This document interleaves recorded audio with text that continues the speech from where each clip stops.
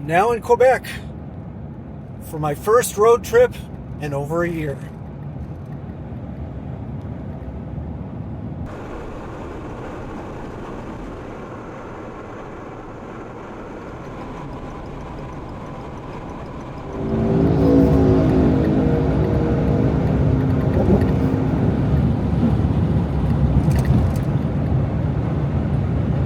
Ontario.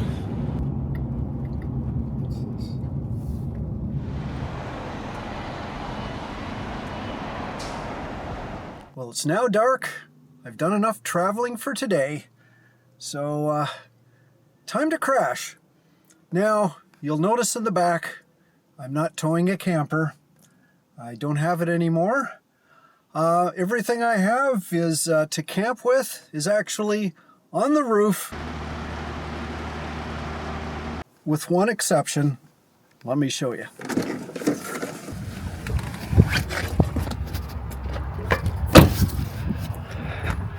This is my new temporary road setup. I think everybody figured it was going to be back here.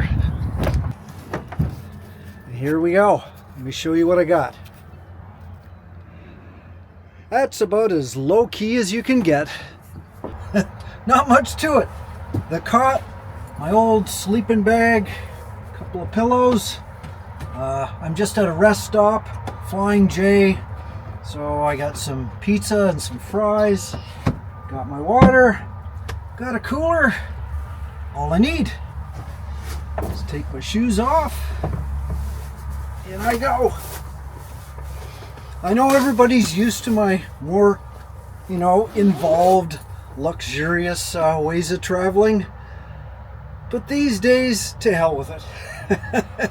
I want to spend as little and do as little as I can. And this fits perfectly until, hopefully, I build a new trailer. I got all I need. And by the way, what did this setup cost me?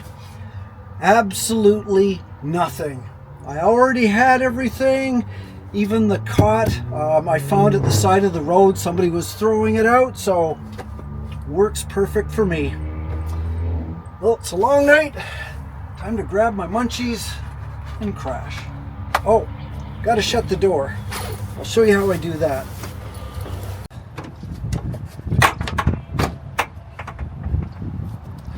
Good night.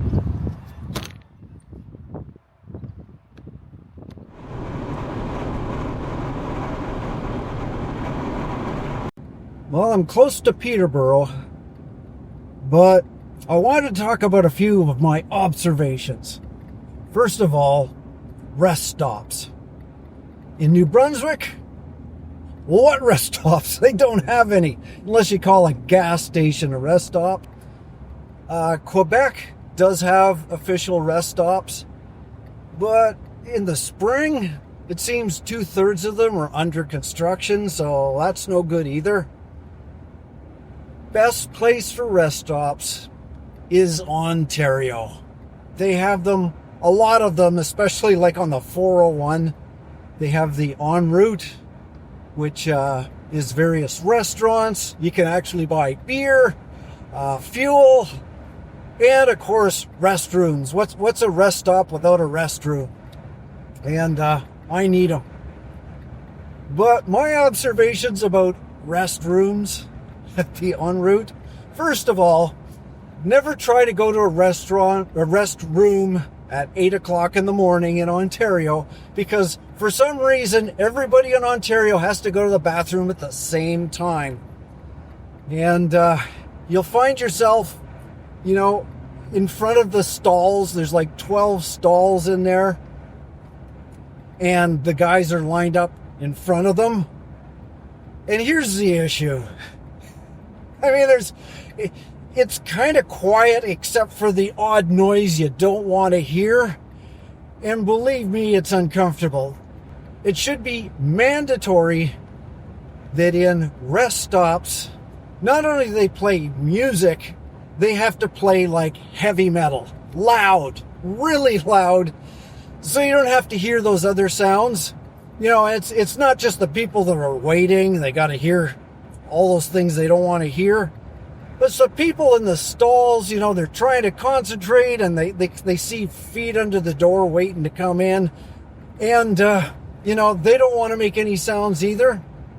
Heavy metal, that totally solves everything. You can imagine like Black Sabbath, War Pigs, you know,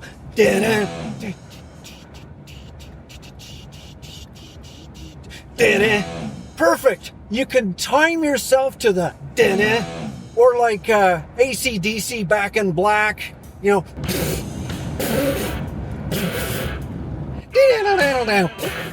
It is perfect.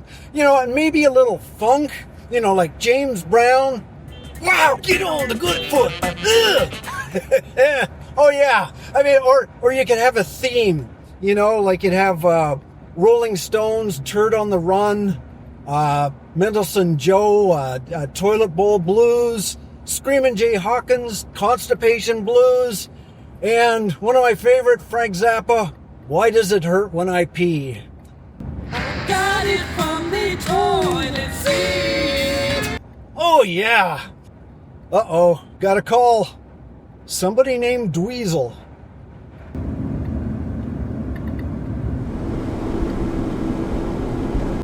The more I drove north, the rockier it became as I had entered the Canadian Shield, a huge mass of Precambrian granite that goes all the way from the US to the Arctic. My destination was Algonquin, Canada's oldest provincial park and a National Historic Site. With around 7,600 square kilometers or 3,000 square miles, it is a rugged landscape dotted with hundreds of lakes and rivers that are perfect for campers and lovers of nature. I was headed for Cache Lake near the south central portion of the park. Well, I think I'm here.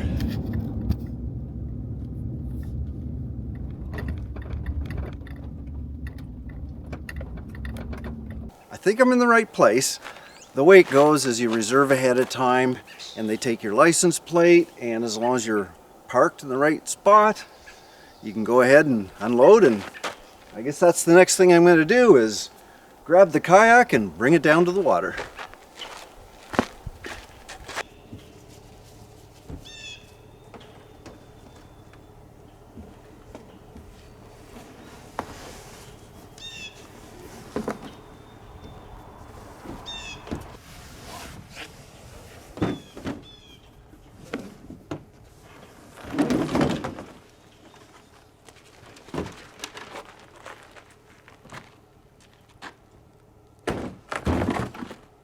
And yes, the black flies are bad.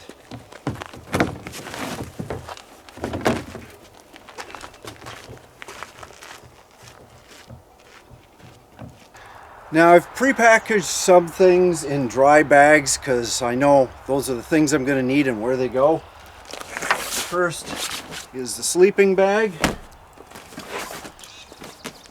and the tent.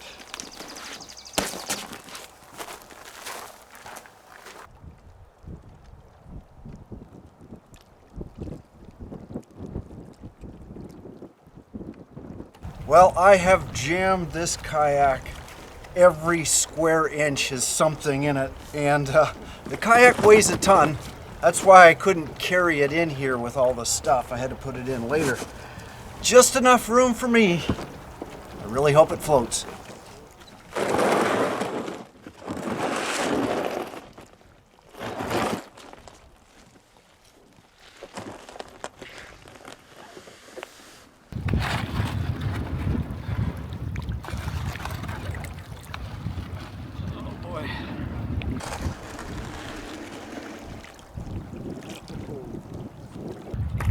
Hey, we're floating.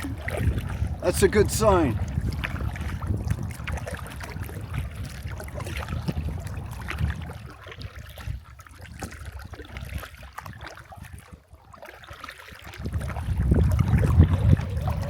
It's a little choppy. It's not too bad.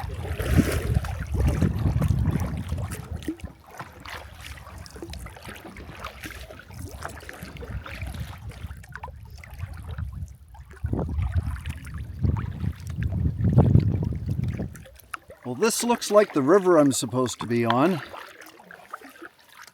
And somewhere ahead are some campsites, but I don't even know how I tell at this point. Hopefully there'll be a clearing or a mark or something.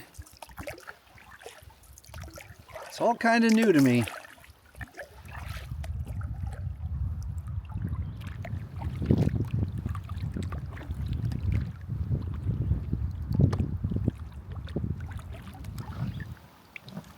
As I passed a boggy shore, I noticed a familiar sight, the carnivorous pitcher plant, its mouth open, waiting for a meal to fly in.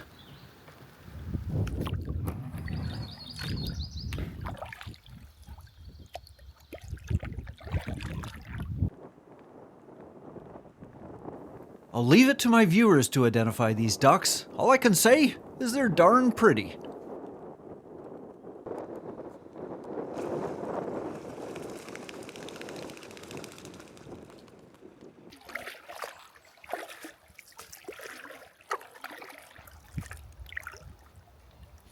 Well, according to this map, campsites should just be around the corner.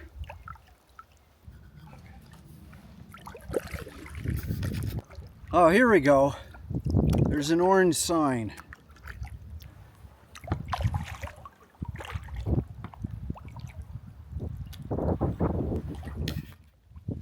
Well, it looks okay. However, across the water is an island.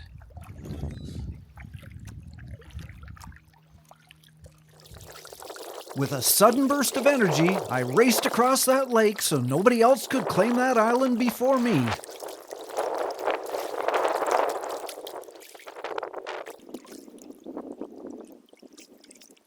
It's a pretty small island, so should be able to just circumvent around it. See if there's a spot where I can get up on the gravel or the sand. Looks kind of cool though.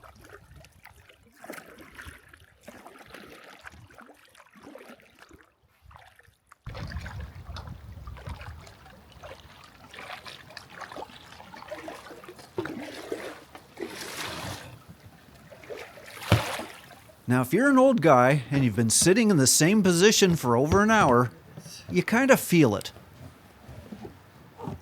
Oh.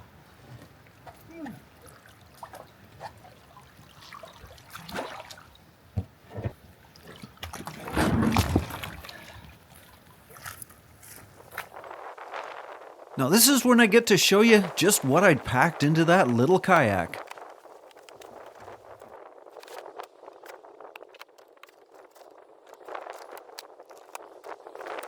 That's a lot of stuff, but I kind of need it.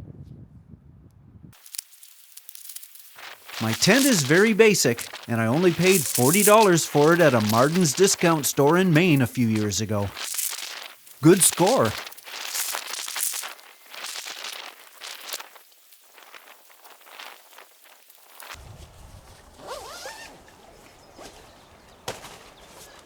At least we got a tent.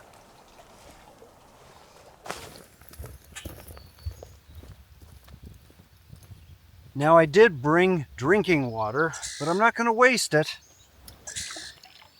This is good boiling water.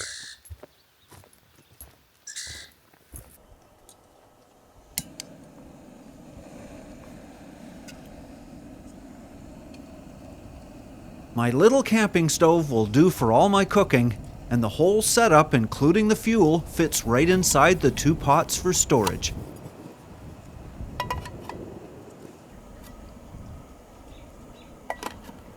Well, it's starting to get warm. Now, before I came here, I knew I had very limited space in the kayak, and so I had limited space for food.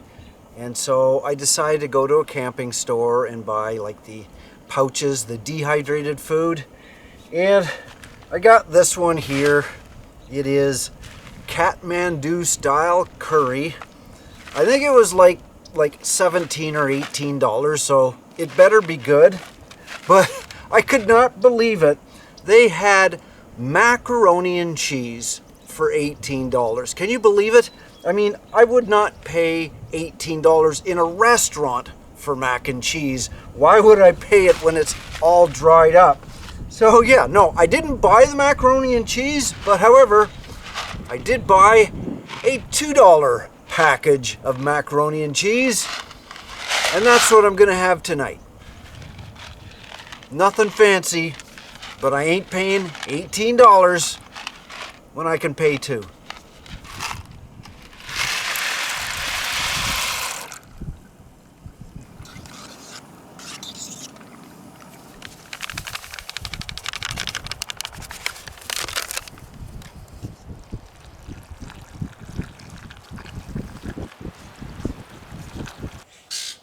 So how does the regular macaroni and cheese you'd buy in the supermarket taste out in the woods with no margarine or oil and just a little bit of milk powder?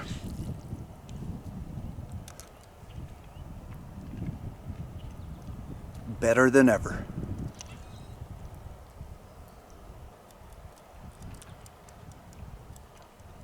And I still have 16 bucks in my pocket.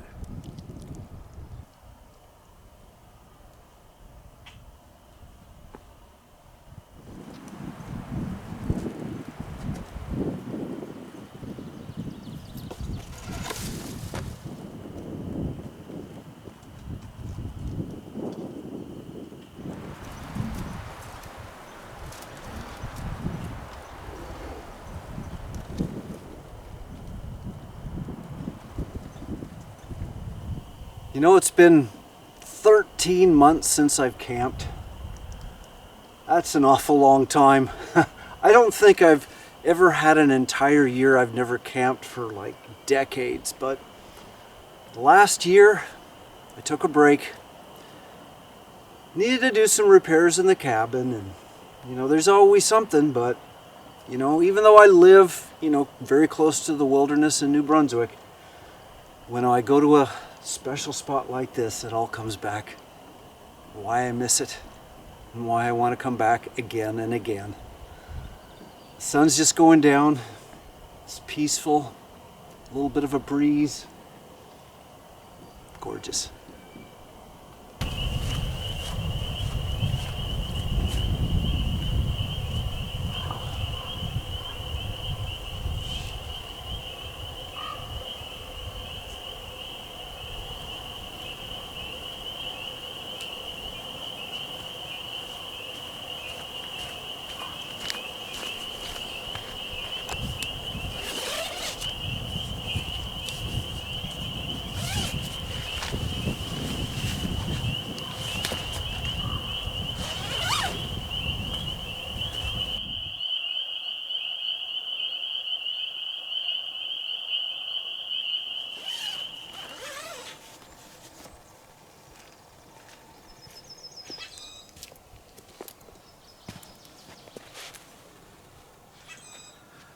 Well, I think it's almost coffee time.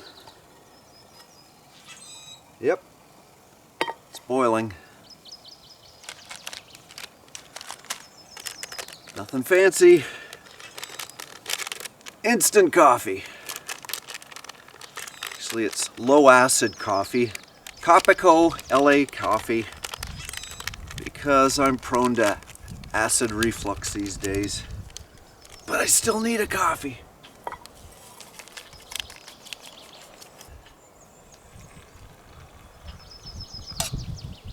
Oh, that smells good. I only brought what I thought I needed.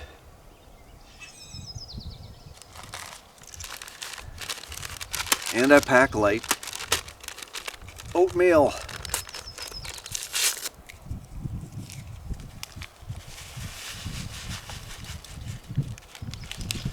I don't have any dishes.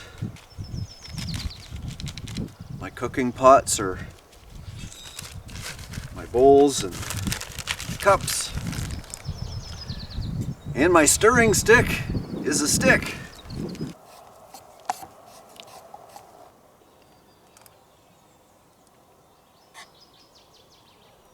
You know, there's some really nice advantages to camping on an island.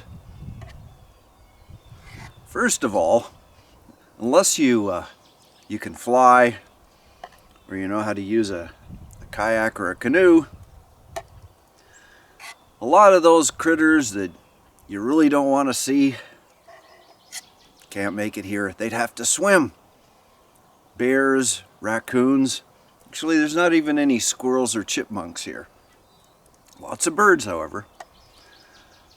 So that makes it a little safe. I don't know if I really have to put my bag of food up in the tree. You know, I guess I'd hear swimming in the middle of the night if a bear was coming here, but I don't think it's going to happen. Now, of course, there's disadvantages as well. If something stupid happens, well, you're on an island. If you can't kayak or swim out, you have problems. So it's a little bit of a give and take. There's some risks, but I like to think of the advantages.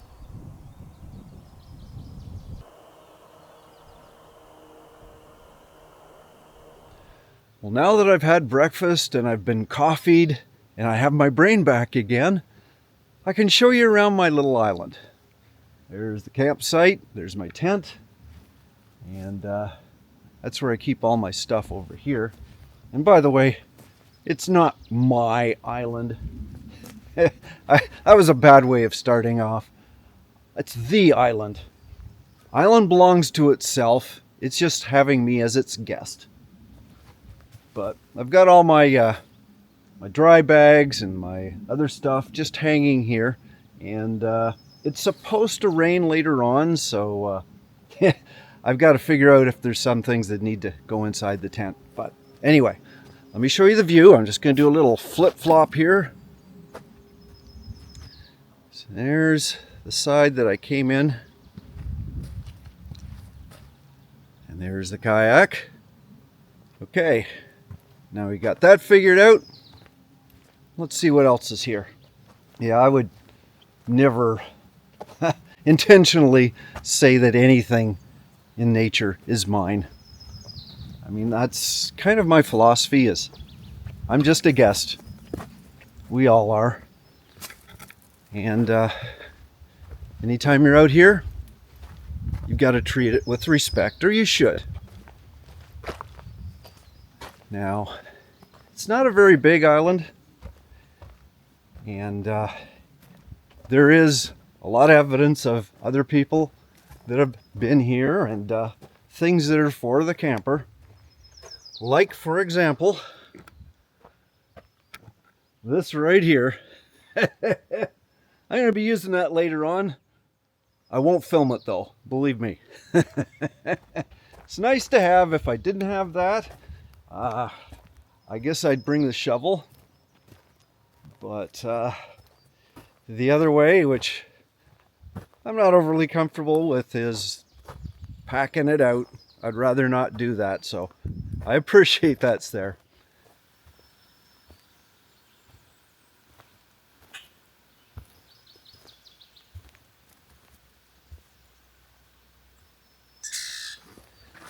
You can see there's a lot of buds and leaves are coming out on the trees.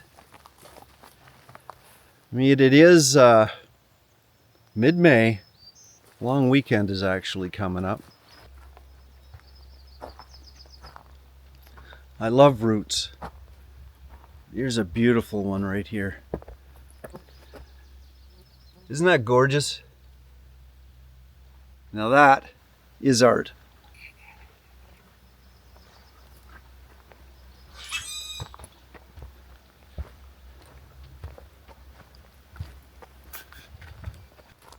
Now here's a beautiful view. Right across here. Isn't that nice? You can see it's a little cloudy. It's going to rain soon, so that's why I'm giving you the tour now. Because in a little while, I might be stuck in my tent. Oh, there's some birds there.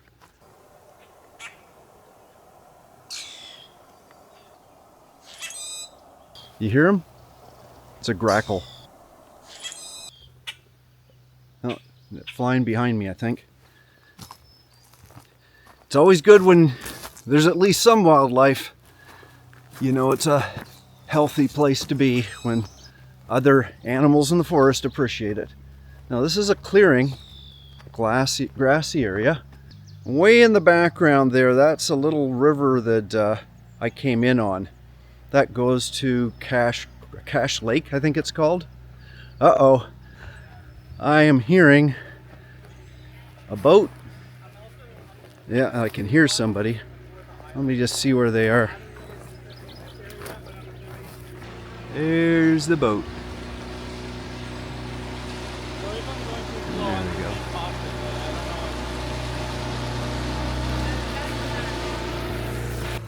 But I'm not crazy about engine noise. But it does give me the opportunity to show you the effect. Because watch this.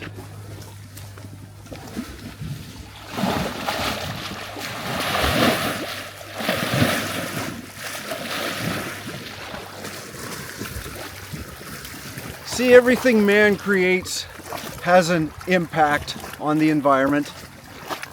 It's only waves, but I'm sure animals know when we're here.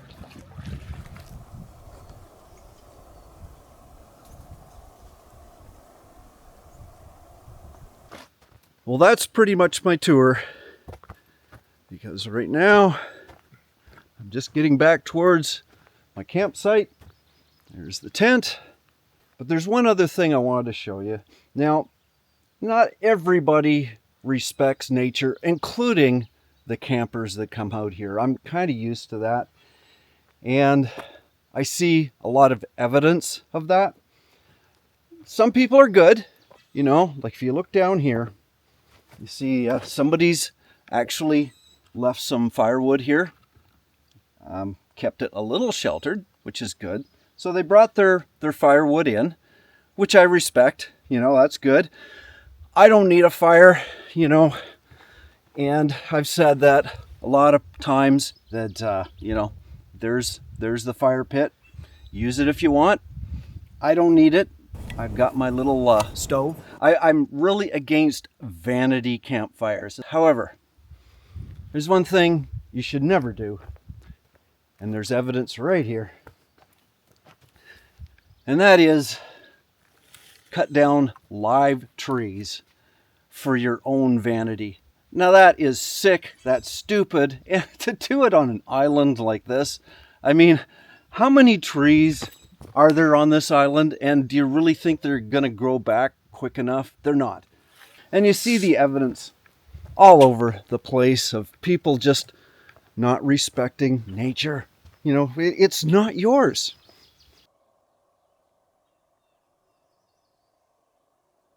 If a plane crashed, that's different. I understand it, that's survival.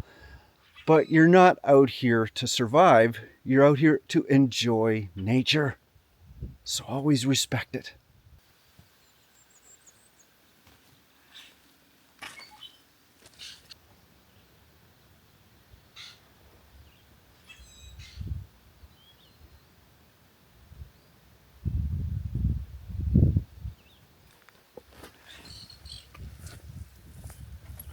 Well, it's time to do a little exploring.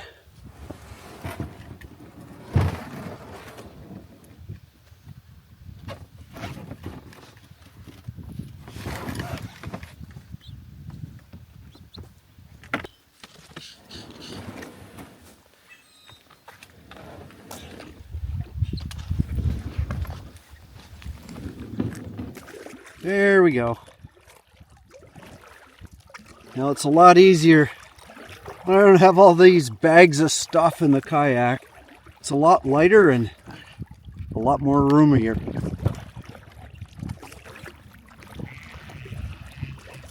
But it's gonna rain, if not today, at least tomorrow.